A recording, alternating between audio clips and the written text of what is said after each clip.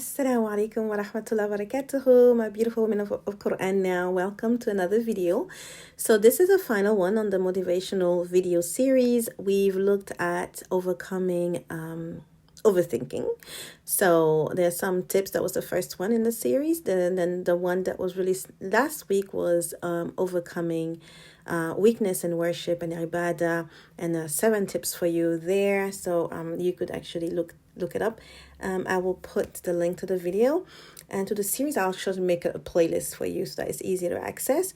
And today I want us to look at 7 tips. 7 tips to do what? To overcome people pleasing. We know in Islam this is a ummah. When we pray al-Fatiha, we say Iyaka na'budu wa Iyaka nasta'in. We say Ihdina as-sirata al-mustaqim. It is not a selfish religion. We are a lot of our worship is done in congregation. So we know this is something that we have to deal with when we have to deal with people. But at the same time, our deen is all about tawheed. It's all about Allah pleasing. And we want to make sure that we put our forehead only for the sake of Allah, that we worship, and whatever we worship, whatever we do as worship is done for the pleasure of Allah alone and according to the sunnah of Rasulullah sallallahu alaihi wasallam, because if we don't do that, then it is not accepted, right? So asking Allah first, la hawla wa la quwwata illa billah. I've mentioned how powerful of a statement that is. And here in this video, I'm going to share with you, bits, pieces and samples of a challenge that I actually did with the sisters in a membership club last year, in July of last year. Our challenge and our theme that month was overcoming people pleasing and riyah, and we went over 7 tips as a challenge. So I'm going to share with you here some of the lectures and some of the lives workshop that we did. And I pray that it benefits you. May Allah accept from us and make us sincere believers who only do things for His sake. 7 tips to overcome approval-seeking, people-pleasing habits. This is our theme, riyah. And it's not that we're not there for people, that we're not trying to make them happy. No, what this is about is, being authentic, building ikhlas, building sincerity. So when we're there for people, we're there for the sake of Allah, and we're there in the most genuine and authentic way, and not because we are so afraid of rejection or we are so afraid of their opinion of us. No, this is a weaker, how do I say that? It's not as noble. What we want to do is do for Allah, seek the pleasure of Allah, stay true to ourselves, be sincere, and be authentic in our interactions with others, right? And we understand that Allah is the one who places the love in the hearts of people. He's al-wadud. Okay, so that is also part of your content if you want to go and check that out. So we went over the definition of riyah. And riyah is mostly when it comes to acts of worship, where we're doing these acts of worship to impress others, for people, and not for Allah Azza wa Jal.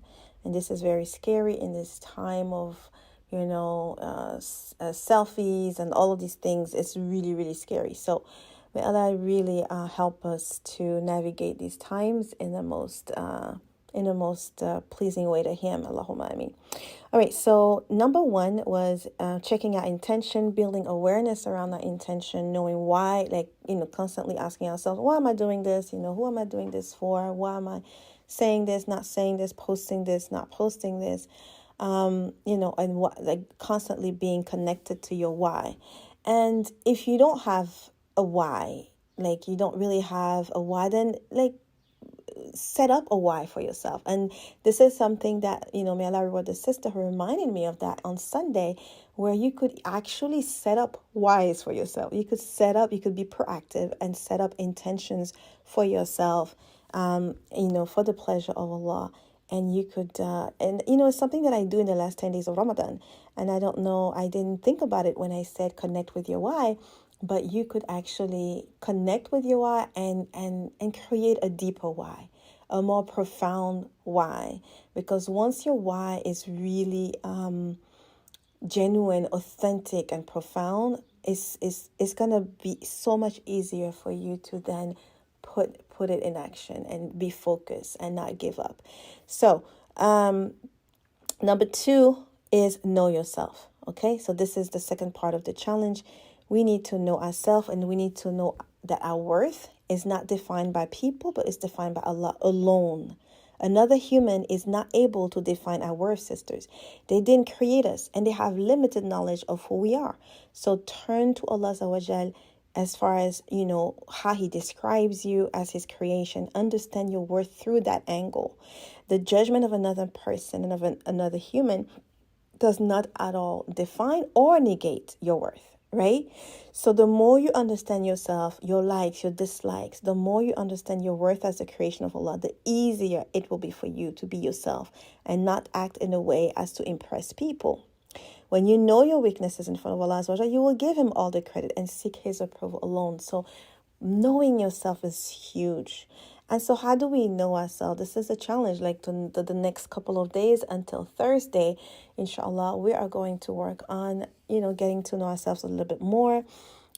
You could ask yourself, what are the things that you like? What are the things that, like, let's say you're scrolling on your social media. What are the things that you kind of stop on and that, attracts your attracts your attention? What are the things that you're doing where you feel like even the time goes by so fast?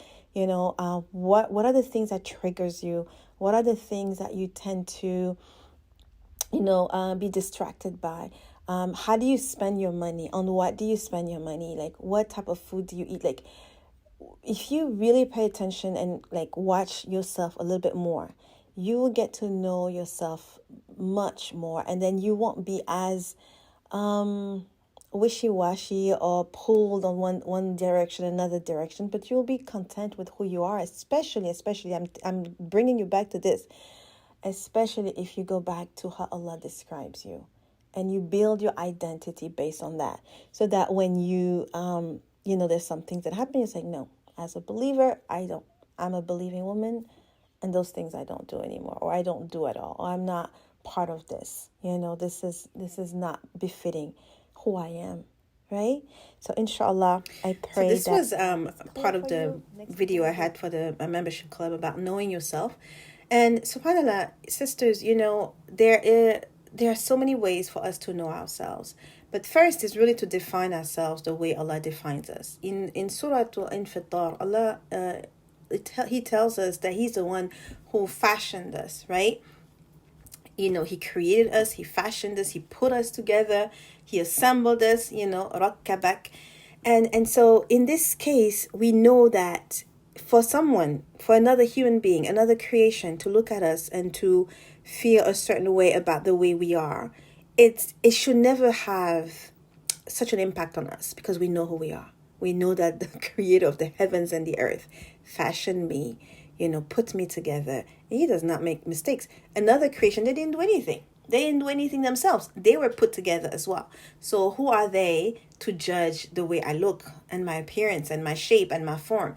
And the more you get to be confident with who you are based on the fact that you're a creation of Allah, the easier it is for you to be firm with who you are, to not be so influenced by other people, or to not look to them for your worth, basically. So that is that. In this challenge, we had other tips. Number 3 was I also mentioned the importance of knowing yourself, because shaitan also studies us, and I mentioned that in the live that we had. I have actually a few clips of the live that we had with the sisters, so I'll put that in there as well for you. So number 3 was knowing your creator. Okay, so you know yourself, you know your creator, studying his names and attributes. Number 4, hide your good deeds. Okay, hide your good deeds. That's another way to be comfortable with yourself, where you're not trying to impress people. Because remember, like, as you try to impress, especially in the area of worship, it is dangerous. It could really affect your deeds being accepted by Allah, right? So you want to increase in secret good deeds. Number 5, avoid company and situations that trigger riya. So if you think that if you're in a certain situation or with certain company where you find yourself trying to impress or trying to show and prove yourself, then avoid these companies because they are not helping you be genuine and being true to yourself, right? Number 6, learn to say no. And I talk a little bit about this in the in the live that I had with the sisters, and I'll let you listen to a clip about this right now, actually. Doing what I'm doing, right? So knowing why I'm doing what I'm doing helps me to say no, because I know I want to say yes to what is important to me. I want to say yes to my mission. You guys understand? So when you know yourself, you can set boundaries. You know, like you're not just saying no to be mean. You're saying no because you want to say yes to something that really, really matters to you and that you see it to be more important. It's just like, imagine before I used to pick up my calls all the time. Somebody called me, I just pick up. Somebody called, I just pick up. Then I had to say, no, okay, wait, I'm doing something. I'm following my own agenda. And so before I can pick up or get to someone, because they're just calling me they're following their agenda, right? But if I always react to them, then I'm not going to do anything for myself. So then I had to like, no, I'm not going to pick up calls from this time so I can work on this because this is going to be more important. And that is actually going to be able to help serve more people. But some people, they could just call you because they're bored, right? So knowing yourself, knowing how to set boundaries, it helps you to actually be more impactful at the end of the day, right? So do you guys see how like knowing yourself could help you overcome people pleasing because you know why you're saying no? Because why are you trying to people please? Mostly it's for acceptance, right? You want people to accept you because you say you want to be nice, you feel guilty. But at the end of the day, I think it's acceptance that people are seeking by doing that, right? They're afraid of rejection. They're afraid of criticism. They're afraid of the opinion, a negative opinion of others towards them. So they want acceptance. They want to be loved and accepted. But who does that? Who controls the hearts? Allah. And so when you please Allah, you win on both sides. Not only you are winning because dunya and akhirah, is for you, but also Allah puts in the hearts of people love for you until like the believers, they don't even know, like you're not doing anything for them really, but they just really appreciate you. They really appreciate you. You're not even doing much, but they love you and they appreciate you. Right? But when you go into people pleasing, you're going to get tired and you're going to get resentful and you're going to do so much. You're going to actually go against your own. You can even, it's so dangerous. You could go against pleasing Allah. You could displease Allah to gain that people pleasing. And at the end, they may just drop you tomorrow. You know what I'm saying? Because you don't control their hearts. So you can't really make somebody like you or accept you. But if you do it for Allah, you're at peace, you're more balanced. You're not worried about whether they're okay with it or not. Because you know, as long as it's fine with Allah, the rest will be taken care of. Right? And so then you don't also fall into this part where, people who are absolutely antisocial and they, mean and they don't even worry about the welfare of others, which is not our deen, right? So it's a fine line, but I think the solution is Allah pleasing. That's why I was like, overcoming people pleasing is really focusing more on pleasing Allah. And this is why challenge step 1 was intention. Do it for Allah, because anything that you do that is not for Allah is in vain.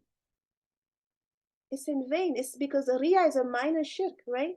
On the day of judgment, Allah will tell the people who did for other than Allah that He will say, go get your reward with them. Go seek your reward with them. Final step, sisters, 7th step is to really be at peace with your flaws. Be at peace with what you see in the mirror. Be at peace with who you are. The more you're at peace with who you are, the less you're going to try to impress others, the less you're going to try to prove yourself, the more confident you'll be within yourself, and because you'll be more humble. You'll know your true reality. And the Qur'an, again, teaches you. The Qur'an tells you who you are. Like when you look at yourself in the mirror, the Qur'an tells you this is who you are. This is, who made you. This is why He made you for. He made you for a purpose, a definite purpose. You're not created in vain. You belong to Him. You will return to Him. And my prayer is that these 7 benefits really that I shared with you help you to refocus on your Creator, on your Rabb. Help me to refocus on my Creator, on my Rabb, because this is where the solution is. This is where I will stop people pleasing. This is where I will be focused only on Allah's pleasing. And once I please my Lord, everything else will fall into place. And I make the same dua for you as well. Any good is from Allah, any mistake is from me. And this is the end of the motivational series. Hopefully you benefited from it. Like I said, I will have the playlist available for you, bi'idhnillah. And then you could just click on it and watch all these 3 again. And take what you can from it and benefit from it. And share with whoever you think might also need the reminder and the benefits. And I will see you in another video. I'm going to now focus a bit more on preparing for Ramadan, and that's the content that I am going to now turn to in the upcoming weeks. Bi-idhnillah ta'ala. Assalamu alaikum wa rahmatullahi wa barakatuh.